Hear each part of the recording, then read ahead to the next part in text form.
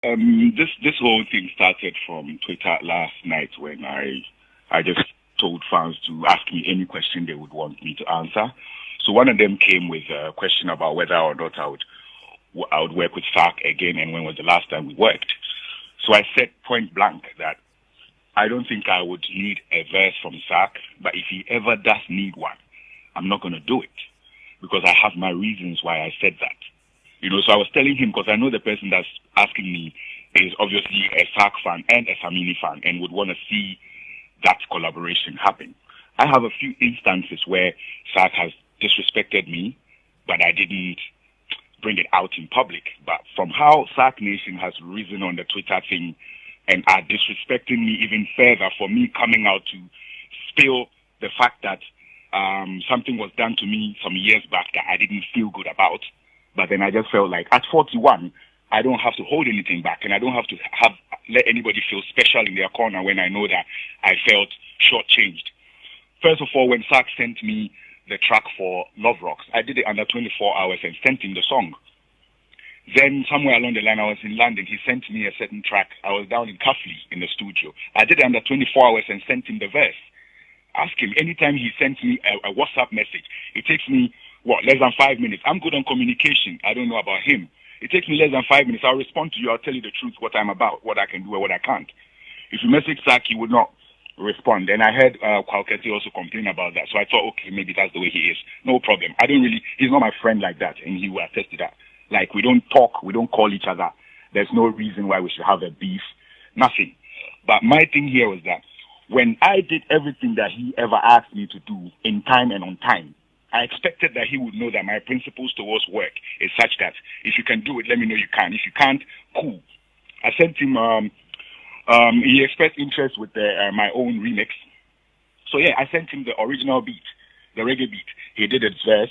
They sent the files, and then I put the files on a remix beat. Obviously, he wanted to be on the original beat, but I thought that would distort the history of the track because I have the original track, which is me by myself, and that's how it was a hit. So if it's a remix, if a remix is an interest, let's put it out, but let's put it out as a remix.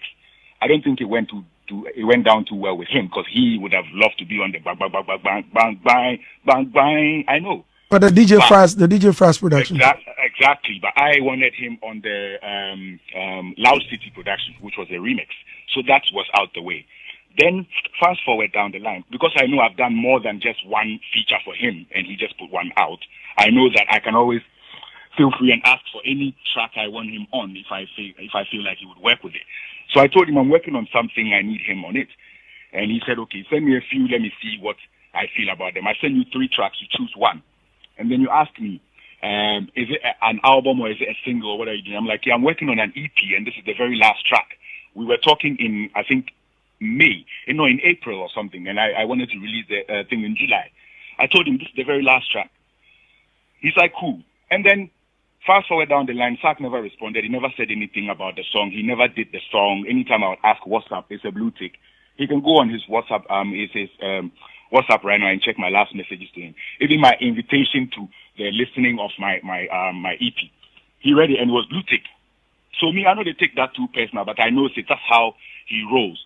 But when the fans came at me, like, okay, why am I feeling too entitled by saying, hey, I asked him for a verse and he didn't do it. Here's the background to what I mean by I would not expect to do anything with him, because if I ask him for a track or if I have an arrangement for him to send me a track, he would delay me.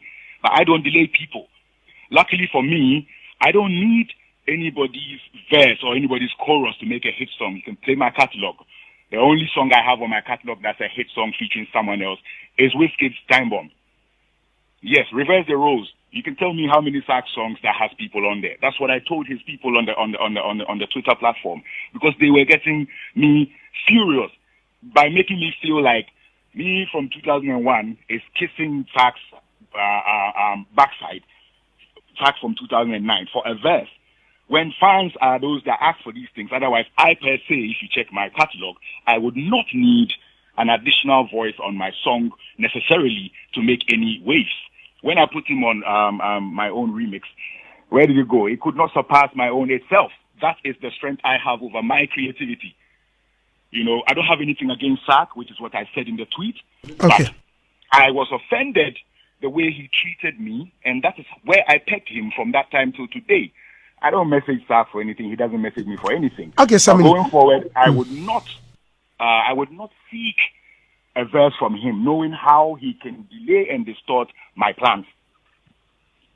Okay, so Sark, all right.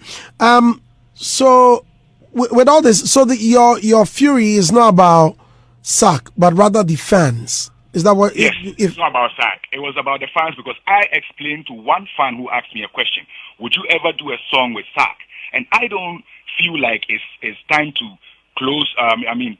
Throw dust into people's eyes or cover people's deeds to make them seem like everything is calm when it's really not. There's other people in the industry who have done serious things to me that I've been quiet about. You see this Appear-Tus and 5-5 issue.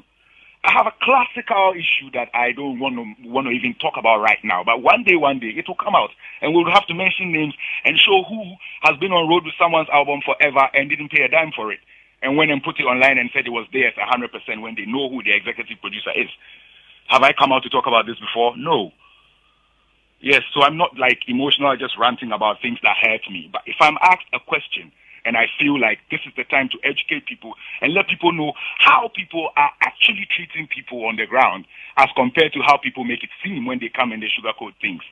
Sark, you know, force for me. He did a baby listen. You know, force for me. You be my small boy, you know that.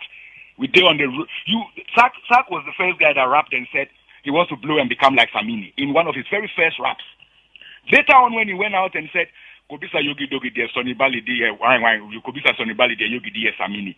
I mean, besides, he said, "Then I Yogi de Samini." No, after about radio, so they asked him. He said he's not really a Samini fan, so he doesn't really listen to the songs like that, so he doesn't know the song they're talking about.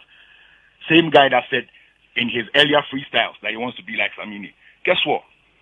Here is the Samini in 2023 still, my guy.